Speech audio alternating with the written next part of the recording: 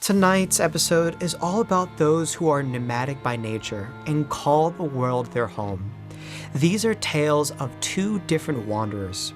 Some of these men did not have a place to call home. Their residency became the lore that encapsulates them, ensuring that their tale lives on in infamy, continuously walking down a desolate road of folklore for all eternity. The myths that we go into today are actually based on living people of the past, though what made their stories transcend from generation to generation was how the everyday citizen would see their existence as an oddity. Those who kept their distance from these strange wanderers meant that their curiosity was outmatched by their creativity, allowing for them to retell their stories with a little bit of embellishment to add a little more flair to their campfire stories. You see, these tales are not inherently scary, spooky, or creepy, but they're more thought-provoking.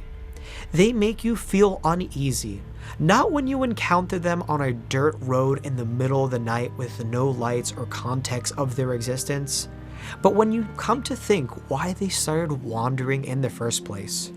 What made them start their journey? Let's start our journey in West Pennsylvania in the 1950s.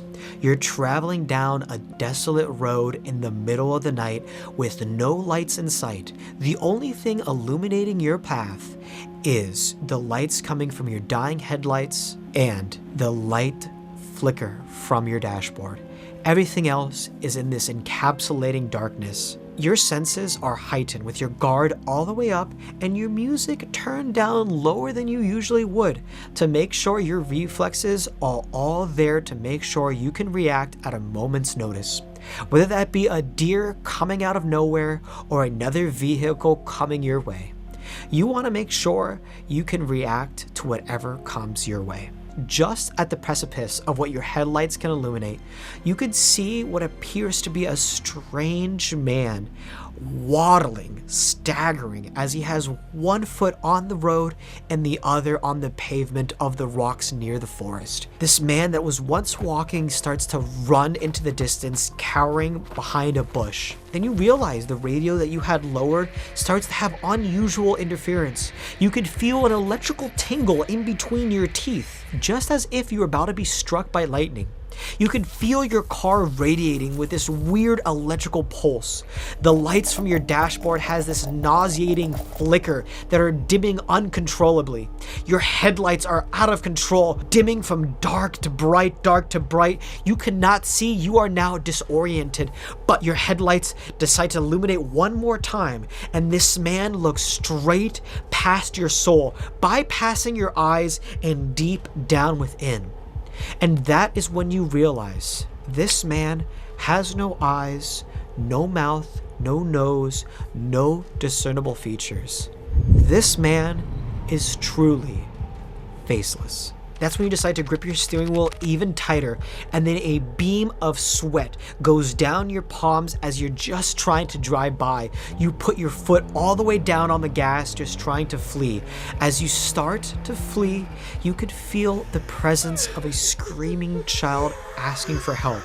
You cannot tell if that's your inner child or some type of demonic being or creature beckoning you towards that creature that you just passed by. Your foot is on the gas and you keep moving forward. Your dashboard starts to level out, your lights start to go back to their normal luminancy, and the electricity pulse disappears.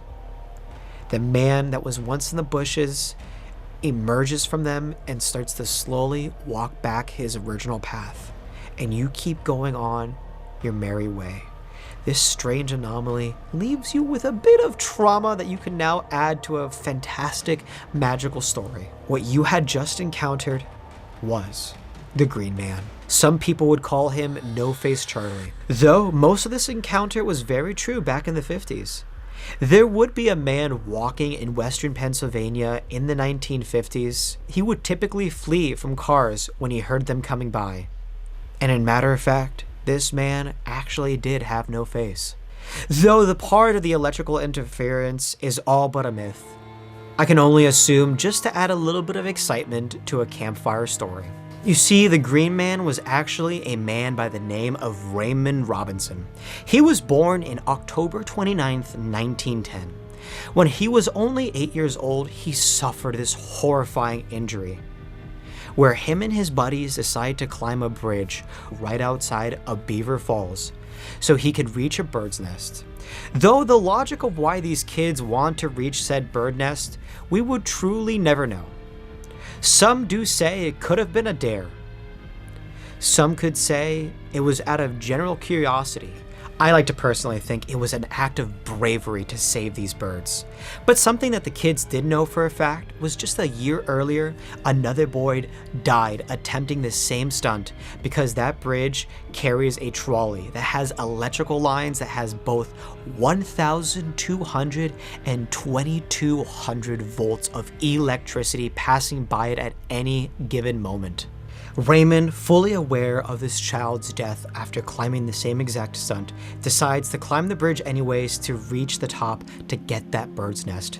Though, Raymond unfortunately has one foul misplace of his hand, grabbing the electrical wire, shocking him, sending the 22,000 volts of electricity coursing through his body, charring him to bits, completely burning off his face, burning off an arm. The doctors did what they could to ensure his survival. However, in doing so, he was left without a face, completely blinded, missing an arm.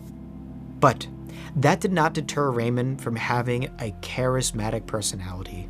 Yes, he would be accosted from his local community as a child, thinking he was some type of hideous amalgamation, some type of unworldly monster. But he decided to live at home and still make a living for himself. He was known to craft different goods like doormats, wallets, and other leather goods.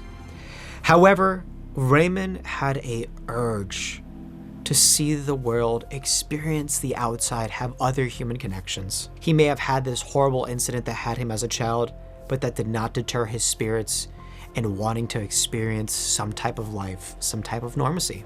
So, in the middle of the night, he would go out for these long walks. You see, to Raymond, the darkness didn't matter. He was blind. He lived in eternal darkness. He would walk on State Road 351.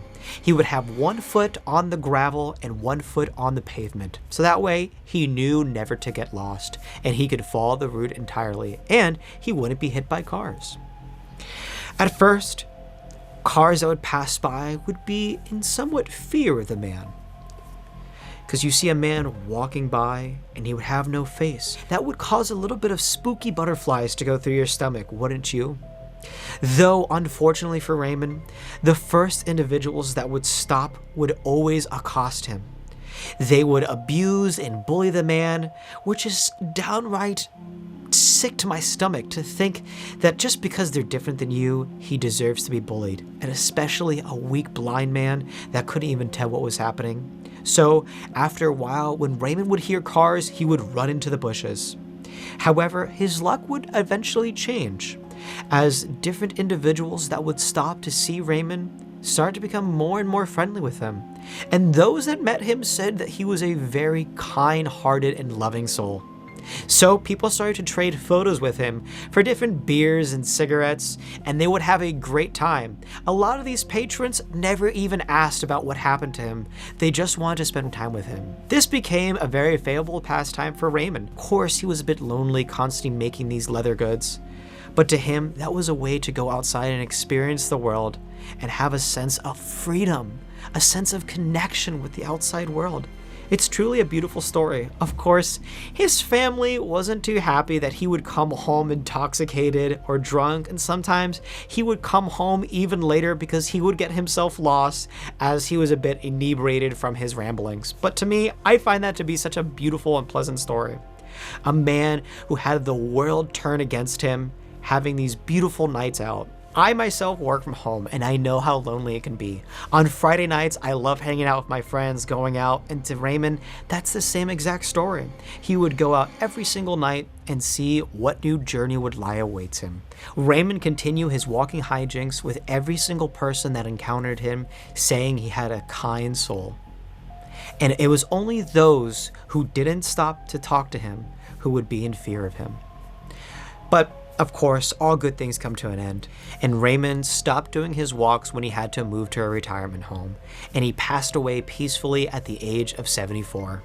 I absolutely adore Raymond's story. I can sympathize with it.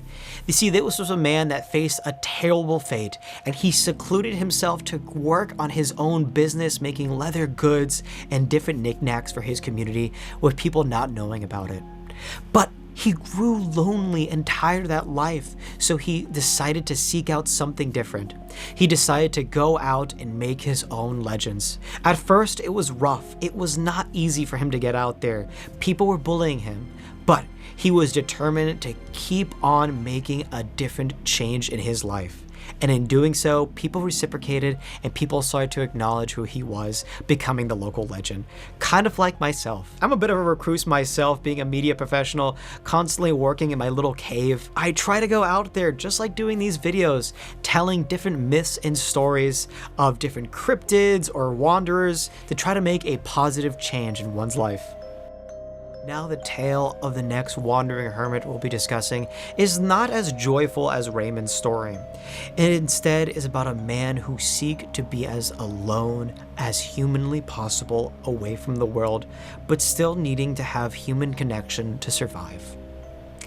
This wanderer would go throughout Connecticut and New York, constantly moving from place to place, never seeming to have a purpose. He would fairly interact with individuals, stumbling and walking about, but he never said a word to anybody. He would make gestures, noises, and after a while, people would know what he was talking about. He would travel 365 miles throughout a 34-day cycle. He would do this regularly, following the same exact path. He would walk through the Hudson River, say Brook, to Greenwich, then even make stops in Yorktown, North Salem, Bridgewater, and Forestville, New Britain, and a bunch of smaller towns along the way. There was no method to his madness, just that he would just do the same exact path every single time. This man was a true enigma. He was dressed head to toe in leather. We're not talking about some high fashion leather outfit that you can find at Gucci or H&M. No. This man had patches of all different types of leather crudely sewn together with these large stitching patterns. There was no rhyme or reason to the way they were put together, but instead it just resembled a top heavy coat, a pair of trousers, boots, and a hat. He would walk along this path, and he would go along knocking on people's doors asking for food. He wouldn't use his verbs or his words. Instead, he would point to his mouth and groan like a rub his belly, asking for things. He would even bow when people gave him food. He was very polite. He took the food and ate it outside, never coming inside or bothering them after the fact. He just didn't speak. He was a bit of a mute. You see, when people first saw him, they were terrified of him. Imagine this large, disgruntled-looking man dressed in this larger-than-life, leather-bound outfit. But after a while, when you see this man on a cycle, not bothering anybody, only asking for food, they started to get more familiar with him, a little more friendly towards him. Because when people made eye contact with him, they could see something deep inside of him. Did people see that he was a kind-hearted soul, a bit of sadness in his eyes? All people knew is that when they looked into his soul, they didn't see malice or ill intention. They just saw a hungry man, and they decided to feed a man who was just trying to survive. He would go around knocking on people's doors, and it became such a ritual. People would skip Sunday church picnics just to feed him when it was his time to come. People would start marking down on their calendars when he would to arrive, just so they can have an interaction with him and feed a hungry man. You see, he didn't have a place to live or permanent residency, but instead he would make campfires in these crude stone huts throughout the forest of the local areas. School children would even come to visit him and just sit silently by the fire as he stared off into those timbers, smoking his pipe and his tobacco.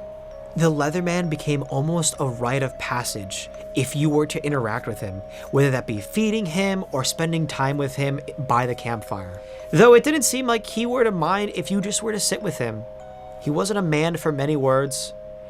He would just grunt when he needed something and take your company with him. I could see myself being a school child, just having that sense of whimsy and wonder, just to sit by the fire and have my imagination run wild. It would be something the local children would know not to speak to him or make fun of him.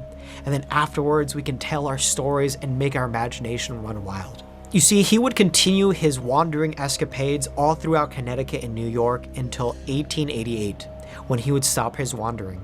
People assume he passed away from a fierce blizzard that happened that year.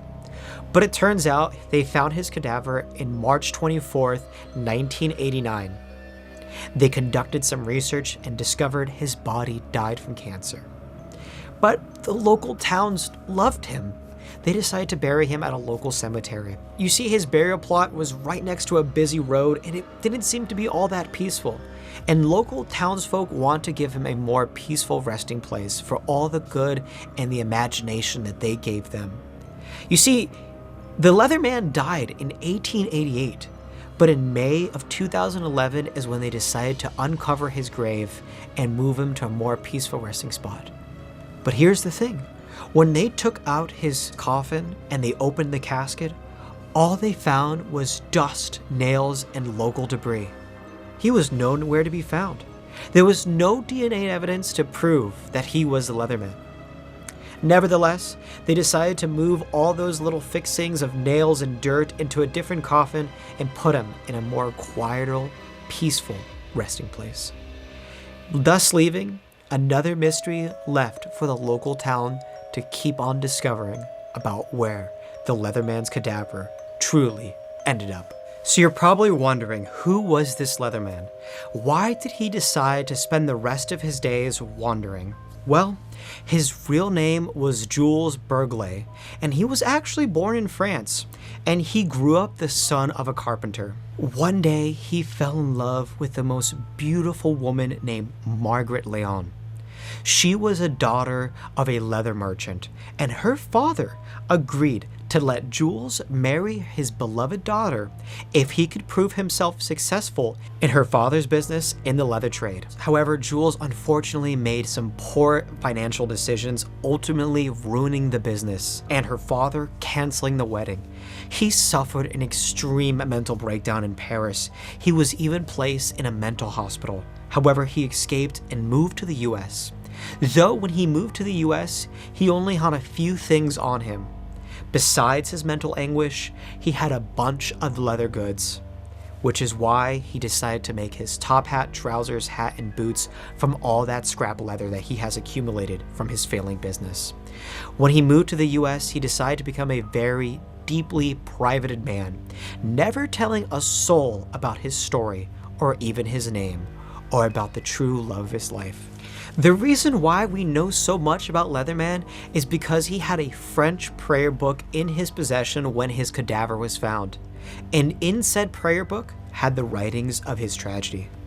I find the Leatherman story to be even more encapsulating than that of Raymond's story. You see, the Leatherman is not a scary tale, but a tale of true great sadness and depression. You see, Raymond, when he faced his tragedy, he was still able to face the world with optimism. But that couldn't be the same for Jules. When tough times fell upon him, he fell deeper into the darkness, never allowing himself to get out of it. We all face episodes of depression and hard failures. And sometimes you just want to lay in bed and just become a hermit. But we can't do that. We can't allow ourselves to fall. We need to find the strength within to keep carrying on to become a better person. You see, I'm planning on getting married soon, in about a year or so. And if the love of my life decides to reject me because my business failed, I would probably take that pretty hard and probably end up in another mental institution as well. It would be hard for me to carry that mental anguish. But to decide to walk 300 plus miles every single month would be hard to do. But you can imagine the regret, the deep and utter sadness that could be in his eyes. I can only imagine the townfolk. When he asked for a meal, they can see the deep anguish he was facing. I could see him sitting by the fire with those school children, smoking his pipe, thinking about the loss of his love and his entire life's purpose, all gone, while all these little kids next to him have their whole lives ahead of him. I imagine he liked sitting next to them because he knew that at least their life had a purpose, had something to look forward to, while he believed his life was all for naught. Which is not the case. We can pick ourselves up from our bootstraps in our darkest of times. Sometimes I feel that way. I feel stuck. I feel that there is no point in even continuing. But we need to find the courage within to keep on moving. Kind of like what I'm doing with these videos. I'm doing it to make a difference in my world. You see, Jules lost his ability to keep on living while still going through the motions. But that's why it's so important to talk to people. We need to talk to people that love us, that care about us. Even talk to people that we don't even know. It could be therapeutic and good for our soul and our mental health just to get it out there. You see, Jules never spoke to anybody else and allowed his mind to keep on wandering deeper and deeper into that darkness. In order to prevent ourselves from becoming Jules, we just need to speak to somebody. It can be casual, it can be deep, but what matters is we need to be uplifted from that darkness. Well, that's it for tonight's tales. I know this topic was a little more heavy-handed and dealt with mental health struggles, but I think it's important to remember that life isn't fair. Life is fucking hard sometimes, and nothing is ever going to be perfect. No matter how small or insignificant it may seem, just know that there's somebody out there that cares, and we can always take a step back, take a deep breath, and think about the positives in life. We can always recover from what is hurting us and bringing us down. What doesn't kill you literally makes you stronger. I know it's an old saying, but look at Raymond's tale. Raymond almost faced death, but that did not stop him from becoming a charismatic and kind-hearted soul that wanted to talk to people. You see, we can only focus on what we can control. You see, Raymond couldn't control becoming a faceless man, but he could control how he reacted to people. He couldn't control people attacking him and accosting him down the street, but instead he decided he could control how he reacted to everybody else moving forward. He could have been mean and salty to every single person, but he was not.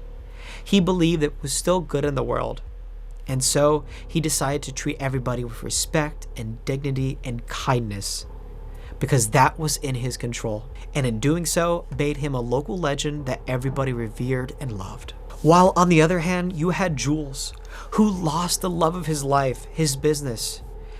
And you know what? He could have gone back out there. Yes, it was difficult, and he suffered a mental breakdown. Turned himself into a monster.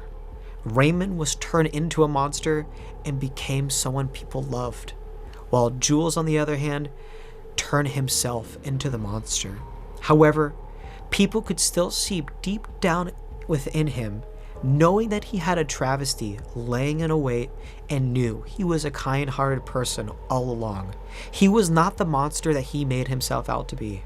Maybe if he would have told somebody about his tale, they would have told him that he wasn't this hideous amalgamation of leather that he thought he was.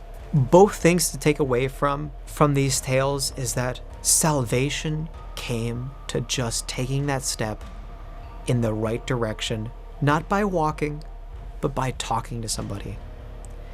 We saw that your life can be saved by just speaking out, and if not, you keep on wandering endlessly into that great darkness, just like Jules. I like to think that I am taking that step, talking to you guys here today in a more creative endeavor. That's basically it for today's tale. I want to say thanks again for staying with me this long. I truly appreciate it. If you have any comments or suggestions, feel free to leave them down below. I love working on new ideas and finding different perspectives out in the world. If you have anything that you want me to make a video about, leave it down in the comments. I'd be more than happy to help. Thank you again, and I'll see you in another evening.